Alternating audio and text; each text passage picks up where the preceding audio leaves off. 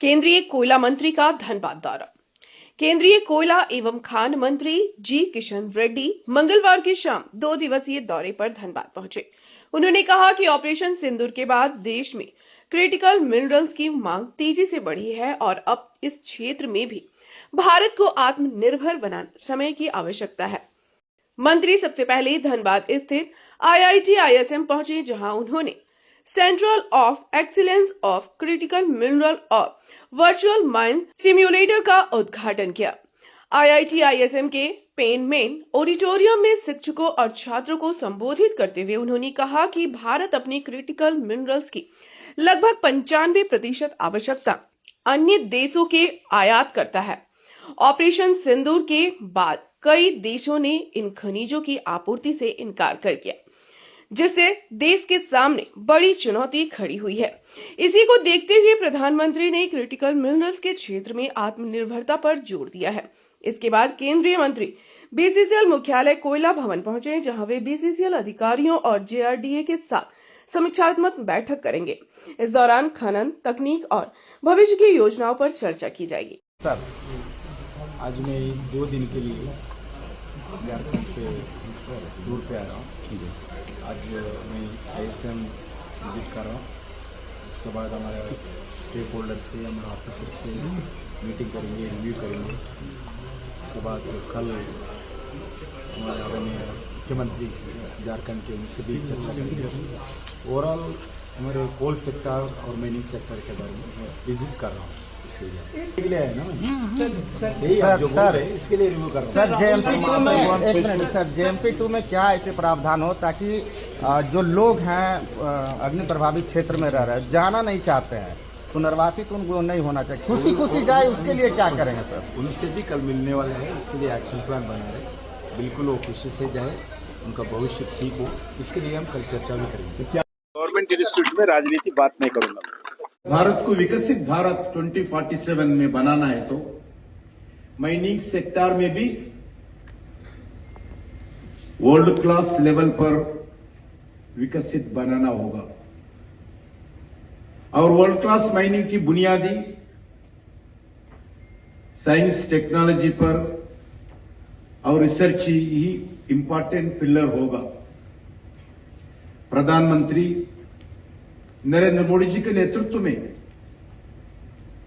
आज हर सेक्टर में technology development and research and reform को प्रोत्साहन दिया जा रहा है। मित्रों, लास्ट 10 इयर्स भारत का R&D एक्सपेंडिचर 2 टाइम्स बड़ा किया है। आज भारत दुनिया में 6th highest patent filing country है। तीसरा सबसे बड़े स्टार्टअप इकोसिस्टम है, जहां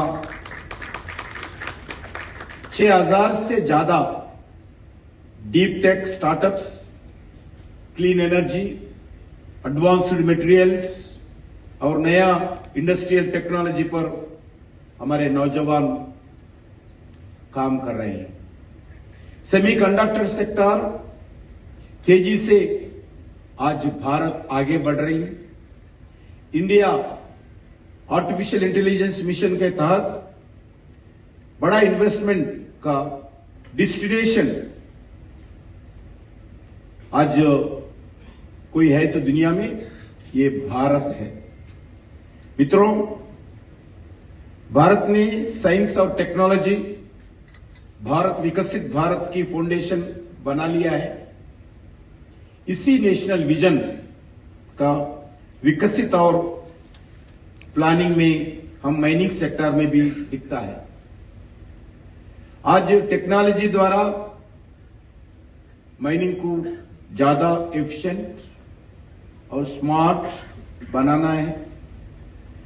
कोयला शक्ति डैशबोर्ड हो, कोयला सेतु हो,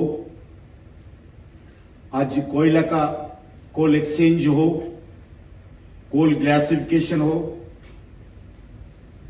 क्लोल वर्क्स का ट्रांसपेरेंसी के साथ एक्शन सिस्टम हो और इंडस्ट्रियल का न्यू टेक्नोलॉजी हो, माइन क्लोजर एक्टिविटी हो, integrated command and control system के माध्यम से माइनिंग लॉजिस्टिक और सेफ्टी हो, रियल टाइम माइनिंग हो। हम अलग अलग सेक्टर पर भारत में कोलिंग और माइनिंग पर हम आगे बढ़ रहे हैं। प्रधानमंत्री जी बार बार बताते हैं ये आने वाले 3 साल भारत रिफॉर्म के ओर से आगे बढ़ना है। दूसरा, रिफॉर्म्स का सीजन आने वाले 3 साल में है। कोई ऐसा मिनिस्ट्री नहीं है, ऐसा कोई सेक्टर नहीं है, including coal and mining sector. Reforms के द्वारा ही हम दुनिया का एक विश्वगुरु बन सकते हैं। रिफॉर्म्स का द्वारा ही हम 2047 का जो विकसित भारत का लक्ष्य लगाया, लक्ष्य को हम पहुंच सकते हैं।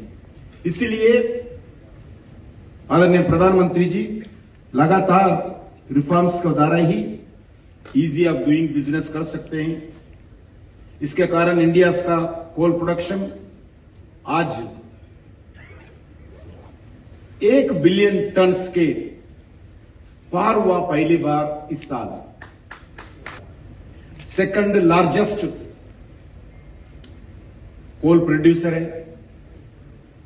भारत। दुनिया का सेकंड लार्जेस्ट कोल कंज्यूमर है Bharat. Second largest coal mine Bharat में है। भारत में दुनिया का नंबर 1 कोल प्रोड्यूसर कंपनी है, वो CAL है। Artificial intelligence, internet of things, GPS, drones और प्रिडिक्टिव सिस्टम्स, माइनिंग गवर्नेंस को डेटा ड्रिवन और प्रोएक्टिव बनाने के लिए हम पूरा कमिटमेंट के साथ काम कर रहे हैं।